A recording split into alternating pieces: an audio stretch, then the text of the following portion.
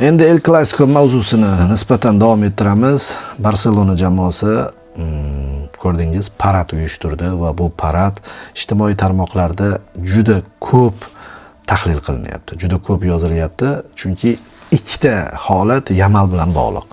Endi hali sigara chekkani yana boshqa narsalar uncha e'tiborga olinmadi-yu, lekin Yamal ikkita harakati bilan ikki xil armiyani vujudga keltirganini ko'ryapmiz. Yamal katta futbolchi va Yamalning har bir harakati albatta oqibati bor. Yamal birinchisida Falastin bayrog'ini ko'tarib oxirigacha avtobusda yurdi va bu juda ko'pchilik tomonidan e'tirof etilyapti. Hattoki bu masalada fikr bildirgan Hansi Flickni tanqid ham qilishyapti. Hansi Flick bu narsa unga yoqmaganini aytib o'tdi. Agar qilmoqchi bo'lsang qilaveru, lekin bu menga ma'qul emas. Bu siyosiy masala degandek bo'lgan, lekin aynan Hansi Flickning jamoasi Qatarda o'tkazilgan jahon chempionatida oldini yopib olgandi-da. Shuni eslatishyapti. O'sha paytda sen bunaqa munosabatda bo'lganding-ku. Teskari eding-ku. Mana endi gapirayotgan tomonni, o'zini fikrini bildirayotgan tomonni qo'llab-quvvatlamayapsan deb turib, hali ikki yuzlikda ayblashyapti. Men oddiy tushundim. Hansi Flickning albatta musulmon olamiga bo'lgan munosabati sal boshqacharoq. Misol ko'p nemislardagidek emas ekan. Chunki ikkalasi ham ayni shu mavzu. O'sha payti Qatar ba'zi narsalarni taqiqlagandi, ba'zi narsalarni kiritmagandi yoki ba'zi masalalarda hali gaplarga cheklov qo'ygan edi. Shunga isyon tariqasida biz finalgacha mana shunaqa og'zimizni yopib boramiz degandek jest qilishgan edi. Lekin final tugul guruhdan ham chiqa olmagandi. Rosa masxara qilishgan edi. Rosa kulgining ostida qolib ketgan edi. Final haqida gapirganda ular. Va hozir endi Yamal yaqinda ispan muxlislari tomonidan malomatga duchor bo'ldi-da. Ispaniya terma jamoasi libosda o'ynayotgan paytda Ispaniya Marokash bilan o'ynadi. Narigi tomonni masxara qilamiz deb turib, Yamalning hissiyotlariga tegib ketishdi. Yamal juda xafa bo'lib chiqib ketib keyin gapirdi. Pedri ham undan keyin munosabat bildirdi. Yaxshi. Muxlislari bor baribir. Shunaqa har xil tomondan munosabatda bo'ladigan muxlislar o'sha paytda aktivlik qilishgan, faollik ko'rsatishgan va natijada Yamalni ancha dilini ranjitishgan. Ya'ni e'tiqodi masalasidagi gaplarga teginishgan. Bu juda noto'g'ri. Buni hamma qoralaydi, o'sha payt hamma qoraladi va shundan keyin Yamal nima qilsin? Yamal dunyodagi eng asosiy bo'layotgan voqeaga o'zini munosabatini bildiradi. O'sha jahli ham bor, o'sha alami ham bor, o'shani oldi. Bu masalada Yamalni hamma olqishladi, hatto men ijtimoiy tarmog'imda agar Yamal mana shunaqa qiladigan bo'lsa, jahon chempioni ham bo'laversin dedim. Davomidan Yamal bir libos ko'rsatdi, Barselonaning libosini. Unda nima yozilgan edi? Xudoga shukrki, meni realchi qilib yaratmaganiga degan yozuv. Mana shuni ko'rib turib, men hali ham to'g'ri tushundim, ham umumiy Barselonaning kayfiyatini anglab yetdim. Jose Mourinyoning gapi haq ekan degan fikr keldi. O'zi haqligini bilamiz. Bu birinchidan mustaqillik uchun kurashayotgan mamlakat poytaxtga nisbatan, Madridga nisbatan kompleksli bo'lib qoladi. Buni yashiradigan joyi yo'q. Chunki tarixda juda ko'p hodisalar sodir bo'lgan. Har xilini keltirishimiz mumkin. Misol o'sha urushdan oldin, Ikkinchi jahon urushidan oldin Real moliyaviy tomondan Barselonani qutqarib qolganligi haqida infolar bor, to'g'rimi? Raqobat bo'lmasa biz ko'tarila olmaymiz deb turib, Santiago Bernabeu prezident bo'lgan paytlari Realga moliyaviy tomondan ham yordam bergan, o'sha bankrot bo'lganida, stadioni yo'q bo'lganda boshqa stadionlarda o'ynash imkoniyatini ham bergan, pulini to'lagan, boshqa qilgan. Barselonaning eng qiyin paytda chuqurdan tortib olgan Real bo'ladi. Buni hamma biladi.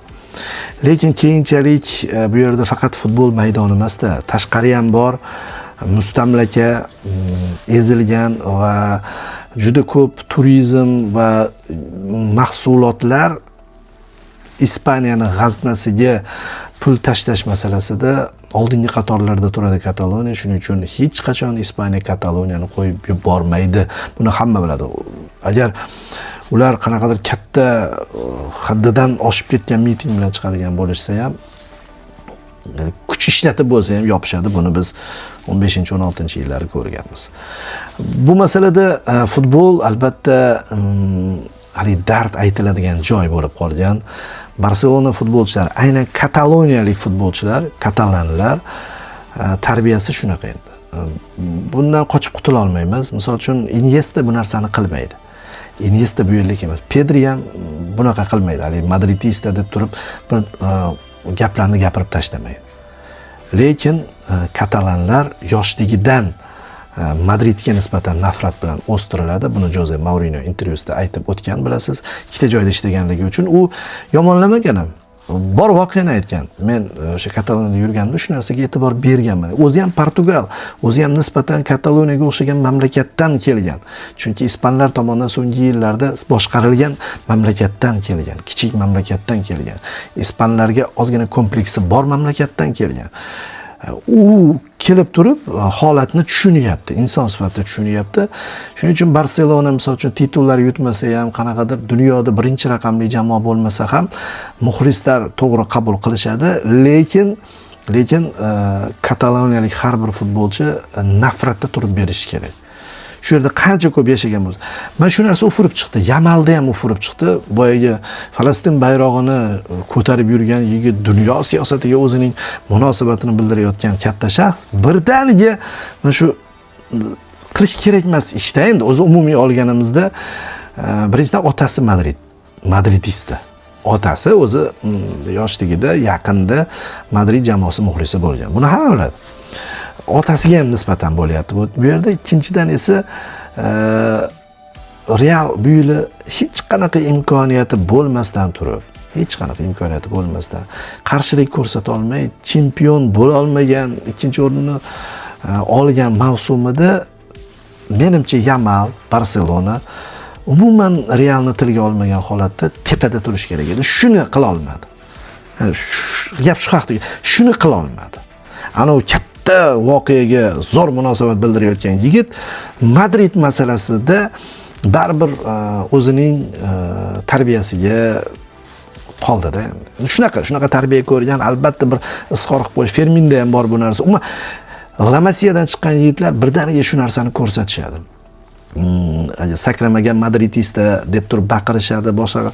Bu narsa muxlislarning ichida bor. Istalgan jamoada bo'ladi, bir-biriga qarama-qarshi bo'ladi. Lekin futbolchilar sal tepada bo'lishlari kerak bunaqa narsadan. Ammo Barselona unaqa o'rgatilmaydi. Barselona teskarisi o'rgatilganligi uchun Mourinho aytgandek, Mourinho kelishda oldi bo'layotganini qarangda shu voqealar. Shu yozuvni ko'rib, keyin men hayron bo'lganim, mayli endi Yamal qildi, Yamal yosh, jahilda, shu o'yinda o'yin olmadi, o'ynab maza qilgisi keldi, shu alamni oldi ham deb turib oqlaydigan bo'lsak, yaxshi, men hurmat qiladigan sahifalar bor. Ijtimoiy tarmoqlarda, YouTube'da ularni istalgan paytda o'zini prinsipida tura olishini hurmat qilaman. O'zini qarashlarini himoya qilishini qadrlayman. Mana shunaqa kanallardan biri muallifi chiqib turib, endi libos sotar ekan. Shunaqa libosdan juda ko'p buyurtma berdik. Hozir agar sizlar ham buyurtma bersanglar, mana bunaqa raqamlar sotib olishinglar mumkin. Buni mazza qilib kiyib yuramiz deyapti. Kim aytdim, nahotki dedim. Sen tuzuk bola eding-ku dedim, boru. Mayli. Bu endi misol katalan emasda, u yerda o'sgan yigit emasda, rus yigiti. Bunaqa bo'lmasligi kerak dedim.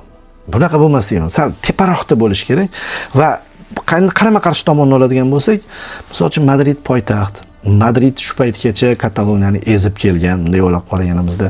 Shuning uchun ham o'tkinni ta'bir bilan aytganda, Santiago Bernabeuda Barsa futbolchilariga qarsak chalinishi mumkin, lekin hech qachon Camp Nouda zo'r o'ynab tashlasa ham Real futbolchilariga qarsak chalinmaydi. Buni tabiiy qabul qilamiz degan, esingizda bor.